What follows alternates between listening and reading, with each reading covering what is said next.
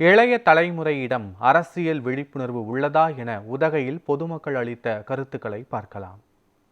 பொதுவாக WhatsApp, Instagram அதுல மூழ்கிட்டு இருக்காங்க அப்படின்ற மாதிரி பேச்சு வந்துட்டு இருக்கு. பட் அப்படி இருந்தாலும் நம்ம தமிழ்நாட்டை பொறுத்தளவு எல்லா இளைஞர்களும் அரசியலை கொஞ்சம் தெரிஞ்சு வச்சிருக்காங்க. அரசியல் பத்தி ஒரு அனுபவம் இது இருக்கு, அவனுக்கு இருக்கு, ஒரு நாலேஜ் இருக்கு. குறிப்பாக தென்னிந்தியாவில் அரசியல் சிந்தனை நிறைய இருக்கு, நிறைய இருக்கு. குறிப்பாக அதுவும் சொல்ல போனா தமிழ்நாட்டில் அரசியல் சிந்தனை அதிகமாகவே இருக்கு. நிச்சயமா இருக்குங்க. ஏன்னா எல்லாம் சோசியல் மீடியா எல்லாமே ஸ்மார்ட் போன் வச்சிருக்காங்க. சோசியல் மீடியா அதை அப்டேட் டெய்லி பாக்குறாங்க. நம்மளோட அவங்க நல்ல நாலேஜ் இருக்கு, அதுல சந்தேகமே கிடையாது.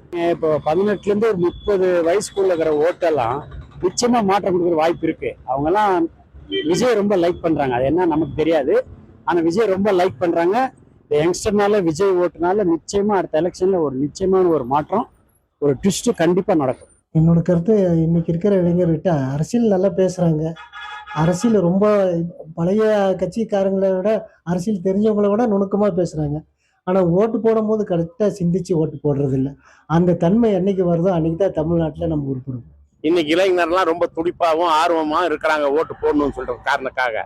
அதனால மக்கள் நல்லா சிந்திச்சு தமிழ்நாட முன்னேற்றத்துக்கு செல்லக்கூடிய பாதைக்கு எங்களுடைய மக்கள் இளைஞர்லாம் ரொம்ப சுறுசுறுப்பா இருக்கிறாங்க. அதனால யாராவது ஒருத்தருக்கு மாற்றத்தை வர வேணும்னு சொல்லி நினைச்சு நல்லா முன்னேற்றவங்களுக்கா பார்த்து இந்த டைம் ஓட்டு போட்டா இளைஞர்கள் நல்லா சிறப்பா வருவாங்க. இன்னைக்கு எல்லாத்துக்குமே அரசியல் சிந்தனை இருக்கு.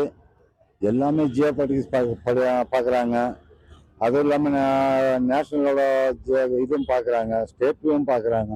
அவங்களுக்கு எல்லாமே தெரியும். இன்னைக்கு அவங்க நம்மளுக்கு சொல்லிக் கொடுக்குற அளவுக்கு இருக்கிறாங்க. இன்னைக்கு எது நல்லது, எது கெட்டது, எப்படி நாட்டோட வளர்ச்சி என்ன, ஜிடிபி என்ன, இன்னைக்கு நம்மளோட ஸ்டாக் மார்க்கெட் என்ன, நம்மளோட கோல்டு ரிசர்வ் என்ன, எல்லாமே அவங்களுக்கு தெரியும். ஏன்னா எல்லாமே நம்மளுக்கு இன்னைக்கு சோசியல் மீடியா கரெக்டாக வருது. அப்போ நாடு எதை நோக்கி போயிருக்கு. இன்னைக்கு இந்தியாவோட ஜிடிபி இன்னைக்கு 4.2 ட்ரில்லியன் இருக்குது.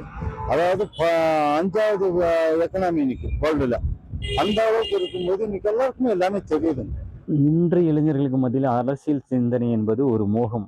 அதாவது வலைத்தளங்கள் மூலமாக அவர்கள் பார்க்கக்கூடிய ஒவ்வொரு தலைவர்களை நாங்கள் ஏற்றுக்கொண்டோம் அப்படின்னு தானே தவிர, அந்த தலைவர்களுக்கு இருக்கக்கூடிய ஒரு தலைவர்கள் இருப்பார்கள் இல்லையா, அவர்களுடைய கொள்கைகளையும் அவர்களுடைய பரப்புரைகளையும் அவர்கள் என்னைக்குமே அந்த வரலாற்று ரீதியாக அவங்க பார்த்ததே கிடையாது. ஒரு எப்படி சொல்றது, இப்போ இருக்கிறது ஒரு ட்ரெண்டு, மோகங்கள். ஓகே, இப்போ எப்படி சொல்றதுன்னா, உதாரணத்துக்கு நடிகராக இருந்தால் அவர் என்னுடைய தலைவனாக ஏற்றுக்கொள்கிறார்கள். மற்றபடி ரசிகனாக இருந்தாலும் நான் ரசிகனாக தான் இருக்கிறேன், அந்த மாதிரி தான் இருக்காங்க. பட் ஒரு இளைஞர்கள் மத்தியில் ஒரு பெரிய விழிப்புணர்வே கிடையாது. விழிப்புணர்வு என்பது எப்படி இருக்க வேண்டும் என்றால், இளைஞர்கள் ஒரு சமூக ரீதியாக நம்ம நடந்து கொள்ள வேண்டும், மக்களுக்கு நல்லது செய்ய வேண்டும், சமூகத்துக்கு நல்லது செய்ய வேண்டும், நம் நாட்டுக்கு நல்லது செய்ய வேண்டும் அப்படி என்ற போல எண்ணங்கள் எல்லாம் கிடையாது. வலைத்தளங்களில் நான் பல 100 லைக்ஸுகளோ அந்த மாதிரி தான் போய்கொண்டிருக்கிறது இன்றைய இளைஞர்களுடைய அரசியல் மோகங்கள்.